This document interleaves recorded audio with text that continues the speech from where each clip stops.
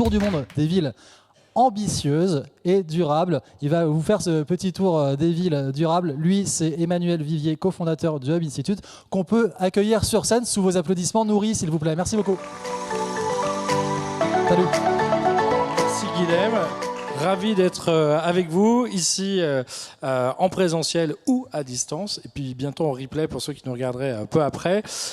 Effectivement, je pense qu'on est bien sur cette thématique des villes, des agglomérations, de l'habitation et on voit bien que ça phosphore, ça bouge et d'ailleurs pas toujours où on l'imagine. Des fois, c'est pas toujours dans les pays les plus développés qu'on voit les changements les plus poussés. Ce qui est sûr en tout cas, c'est qu'une ville, c'est plus de 10 grands enjeux.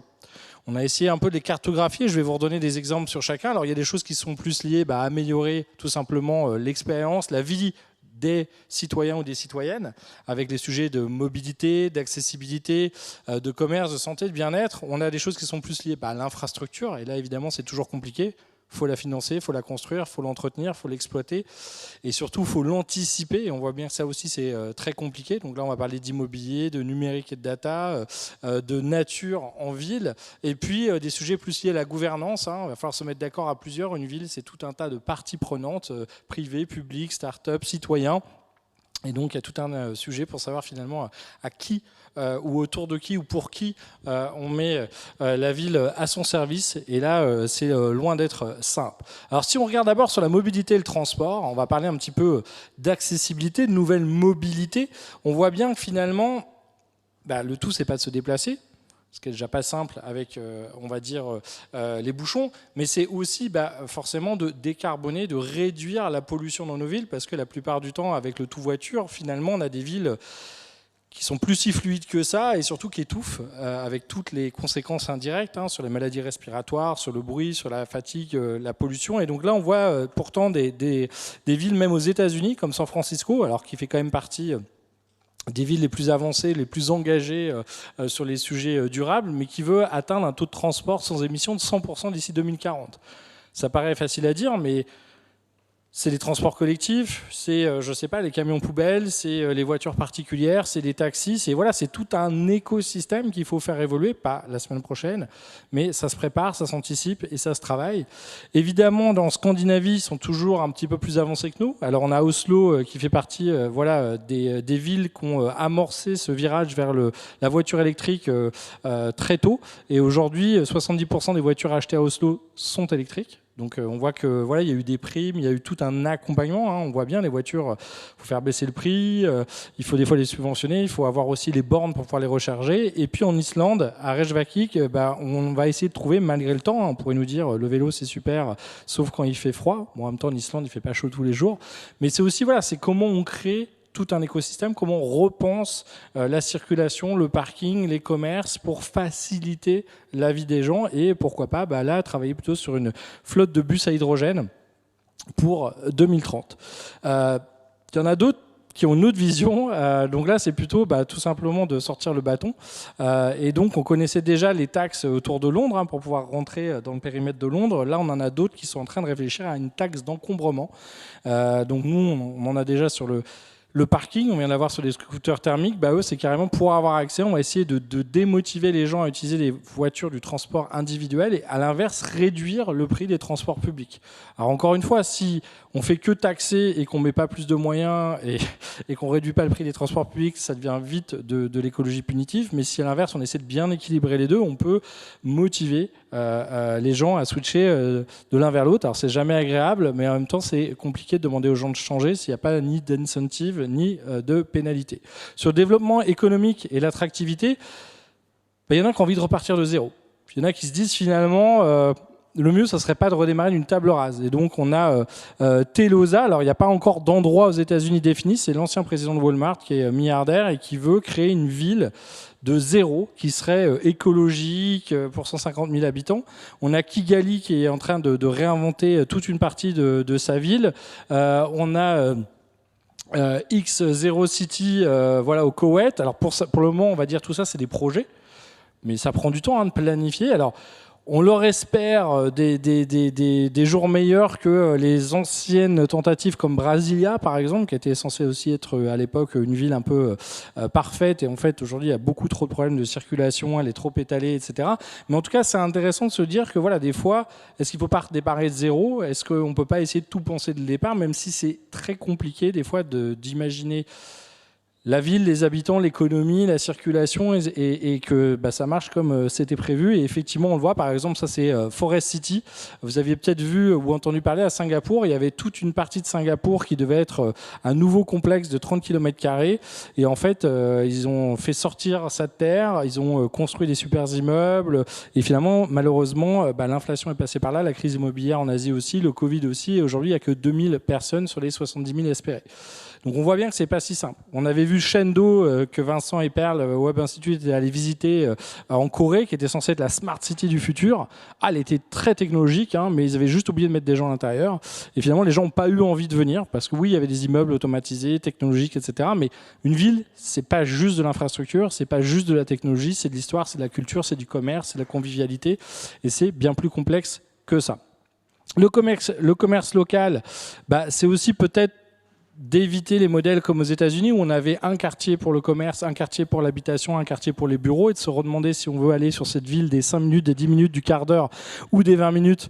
Je ne sais pas si tout le monde pédale à la même vitesse. Au Danemark, ils doivent pédaler très vite. Mais en tout cas, c'est de se dire, voilà, plus je peux trouver mon job, du commerce et tout ce qu'il faut autour de moi, moins je vais passer du temps dans les transports, moins je vais consommer d'essence ou d'énergie, moins il y aura de trafic. Donc ça demande effectivement aussi de réimaginer un tout petit peu les quartiers. D'ailleurs, on voit là, il y en a un qui vient d'ouvrir juste à côté de Bastille, où ils ont essayé de mélanger du logement social, du logement modéré et plus premium, avec des commerces. Voilà, on essaie, on tente, on réinvente un tout petit peu les choses. Et puis il y en a des fois qui utilisent les contraintes pour en faire des opportunités.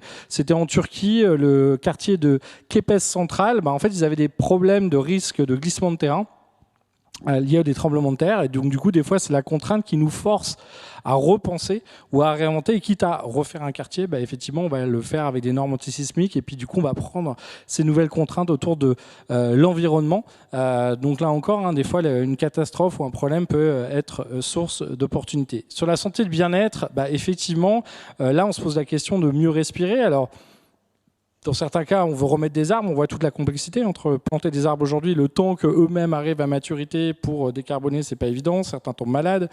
Des fois, on est obligé de réadapter la ville et de couper certains arbres. Là, il y en a qui sont en train de faire du mobilier urbain intelligent qui serait capable de décarboner. Bon, moi, je préfère les arbres, mais pourquoi pas? Il faut tester les choses. On se dit que des fois, l'environnement, c'est aussi peut-être réduire un peu le chaos, recréer de l'harmonie, recréer de la sérénité. Alors Lyon va très loin en ce moment contre la publicité, contre les publicités lumineuses qui consomment aussi de l'énergie, sur les toitures, les bâches de chantier, etc. Alors on peut se dire que ça va peut-être trop loin. En même temps, j'étais sur les champs en début d'année. Quand on voit des camions passer avec des écrans publicitaires sur les 3 côtés, donc en fait on est en train quand même de faire tourner à vide des camions qui rejettent de la pollution pour nous montrer des publicités animées sur des écrans. On se dit... Bon, il y a peut-être un juste milieu entre rien et quand même de temps en temps se reposer des vraies questions et redonner du pouvoir aux maires ou aux préfectures pour de temps en temps dire là, non désolé, on marche sur la tête, c'est plus possible. Des fois les choses ne marchent pas du premier coup. C'était effectivement l'incinérateur de Copenhague, si je ne dis pas de bêtises. Et voilà, ils ont une galère. Et encore une fois...